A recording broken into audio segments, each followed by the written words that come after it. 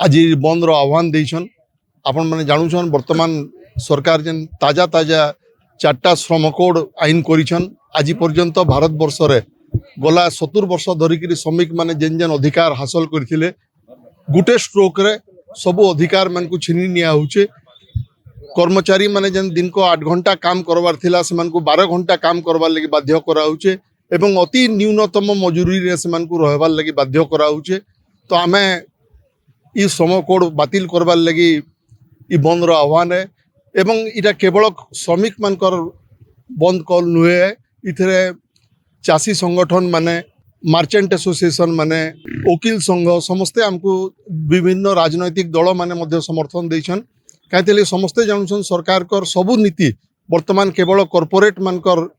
समर्थन रे होउचे एवं ई देश के राष्ट्रायत्त उद्योग मान को जेनटा कि आधुनिक भारत रो मंदिर बोलिकी कुहा उतला से सबू के माटी गोड़ी दर रे कॉर्पोरेट मान को हस्तांतरित कर दिया होचे। बेकारी समस्या जेन होउचे हमर कोटी कोटी युवक बेरोजगार हेकरी बुलुछन। केंसी सेक्टर रे नुआ नियुक्ति नै हेबार चाषी माने तांकर न्यूनतम दाम माने फसल नै पाई पारबार ई समस्त विषय नेगिरी आज आंदोलन कराउचे एवं अमेरिका सहित भारत जेन ट्रेड बिल करिछे एवं सबु अमेरिका के सुहाला भलिया जेन कराई आगामी दिन रे भारत रो चाषी मानकर अवस्था आउरी खराब हो जावा बोली आमे अनुमान करछु। एवं वर्तमान समय रे हमर जेन विद्युत कंपनी माने जेन स्मार्ट मीटर माने लगेकरी ग्राहक मान को शोषण करूछन तार भी इटा विरोध करवार लगी आमे समस्ते अछु एवं हमर संगे विद्युत कंपनी रो कर्मचारी माने भी आज आंदोलन में शामिल हिचन। इटा समस्त वर्गर जनसाधारण मानकर इटा आंदोलन है एवं ई सरकार के आमे जेंथि करू भी लगाम टेने लगाले आगामी दिन रे हमर जीवन यापन करबाटा बहुत मुश्किल हिजबा। सेति लगे आज जनसाधारण को मु अनुरोध करछे समस्ते ई बंद को स्वतःस्फूर्त भाव रे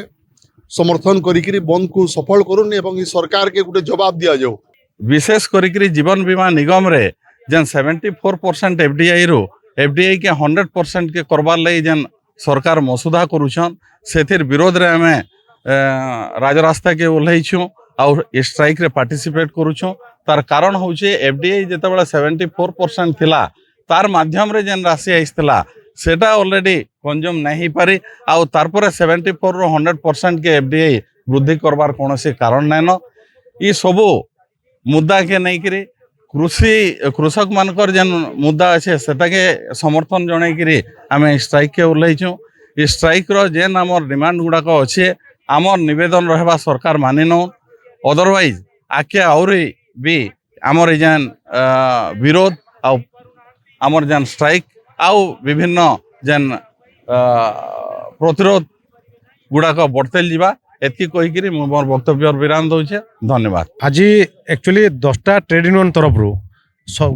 केंद्र सरकार जेन श्रमिक मारण नीति अच्छे से तार उपरे आमे स्ट्राइक करूँ आम स्ट्राइक करवा आगु भी आमर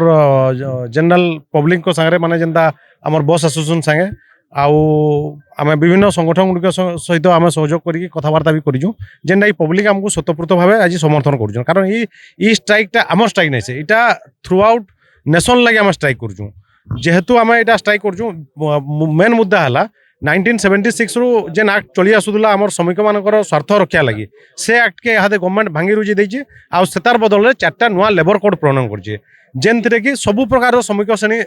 आफेक्टेड हेबे जहाँद्वारा कि तामाने परमानेंट कौनसी सेक्टर रे परमानेंट एम्प्लॉय आउ ना रहन वर्षे रु 3 वर्ष भितर एग्रीमेंट पीरियड रहा कंपनी के इच्छा लगे रखवा ना ना रखे केवल पुंजीपति मान स्वार्थ से रक्षा हो पार्बा। सेकेंड थिंग है प्रति श्रमिकर गोटे कार्य करवार गोटे पर्टिकुलर समय थी जी तार पेसेंस रहा 8 घंटिया वर्क आवर आमर आगु प्रचलित थिला ताके यहाँ गवर्नमेंट माने बंद करवा जाऊे आउ गवर्नमेंट चाहूँ 12 घंटा तामाने प्रत्येक लेबर काम करूँ जद्वारा कि वर्क एफिशिएंसी भी इफेक्ट पड़वा आ पर्सनल लाइफ भी हैम्पर हवा।